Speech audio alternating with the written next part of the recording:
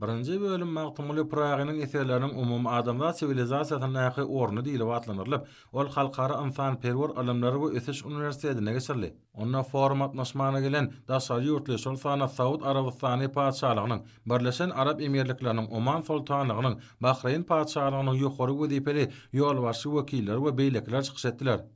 Çıkışlarda her halkın tarihini, on medeni ve milli özbaşçılığının hem de nusgawy diliniň göz başynda duran, milli dünýä garaýyşyň esaslarına dörediýän şahsiýetiň bardygy Türkmenistan üçin şeýle şahsiýetiň magtymly Pragda bellenli.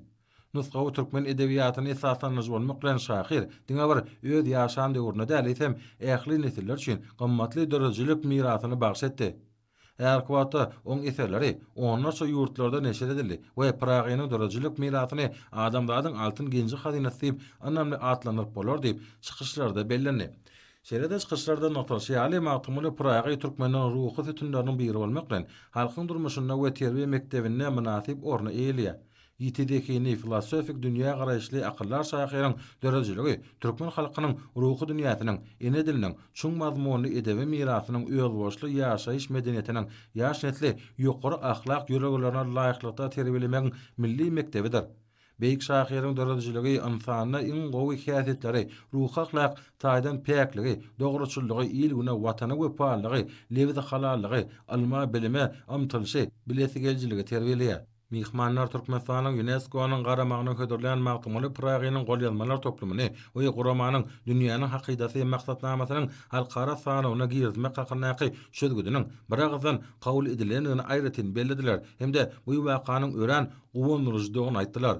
Munyň özi magtymly Pragynyň şahyrana filosofik mirasynyň bütün adamlaryň gymmatly medeni genji hazinasy hökmünde halkara derejesinde iqrar edilenine, adamlar nesilleriniň türkmeniň akyllar ogluny bolan belend hormat sarpatynyň barha artýanyna şaýatlygy diýip çykyş edenler aýtdylar. Çykyş edenler beýik akyllar şahyryň dörejilik mirasynyň bahasyna ýetip bolmajak milli baýlykdygyny we dünýä medeniýetiniň hazinasynyň aýrylmaz bölegi bolup durýanyny, oň şagyrlaryň adamlaryň kalbynyň töründen orun alýanyny, çünki olarda bütün adamlaryň üýtgesiz gymmatlyklary bolan watana söýgi, ynsanperwerlik, parahatçylyk, dörejiligi, dost soganlygy çaýgarşyň çuňur beýan edilýänini aýratyn bellediler. Halkanyň parahat we bagtly durmuşda ýaşamany ardy göden beýik şahyr, çuňur paýhata we iň ajaýyp duýgulara ýogurulan ajaýyp şahyrana miras galyrdy. Geljegi gönükdirilen ajaýyp goşgularyna täsin çuňur pikirler, diňe bir türkmen halkynyň däl esem tutuş adamlaryň ruhy isleglerine laýyk gelýär. Şunun bilen bagalykda magtymly Pragynyň dörejilik mirasynyň ähmeti milli çäklerden çykyp, dünýä edebiýatynyň aýrylmaz bölegine gurly, adamlaryň aň paýhas hazinasyna münasip goşunt goşdy. Masahat nazlar diňe bir türkmen edebiýatyny näleýsem dünýä edebiýatyna belende götüren ajaýyp söz sady we filosofi magtymly Pragynyň doganynyň şany tenetine başlanyp geçirilýän şunuň ýaly çäreleriň oň baý edebi mirasynyň dünýäde mundan meýlekde öwrenilmegine we giňden wagt edilmegine goşunt goşýakdygyna uly inam bildirdiler. Alberto Turkstra, Belgiýanyň Diplomatic World Journalynyň taslama menejeri. Ilki bilen paýhasyň parahatçylyň söz sunuwatynyň bayramyny ullan toýlaýan Türkmenistana gelmegi, halkara derejesindäki ýokary guramaçylykly maslahat atnaşmagy döredilen ähli şertler üçin türkmen halkynyň milli liderini hemde Türkmenistanyň hormatly prezidentine köp sagawatyn edýär.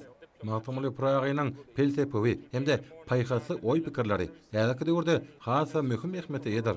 Dünýäniň ençeme döwletinden döwlet başdanlarynyň, halkara guramalarynyň ýol başlaryny, daşary ýurtlaryň hökümet agdalaryny, alimleri, medeniýet işgärlerini we diplomatlary bir ýere jemlän bu forumda umumy adamzat medeniýetiniň ösüşine ören uly goşan magtymly Pragynyň eserleri ähli döwürler üçin nutgulykdyr.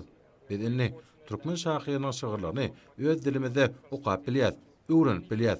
Goý söz sunuwatyna, edebiýata aýratyn uly sarpa goýan türkmen halkynyň milli lideri gahrman arkadan hemde Türkmenistanyň çuňur hormatlanan prezidentiniň jan narsa işler rowaç bolsun. Sag bolun.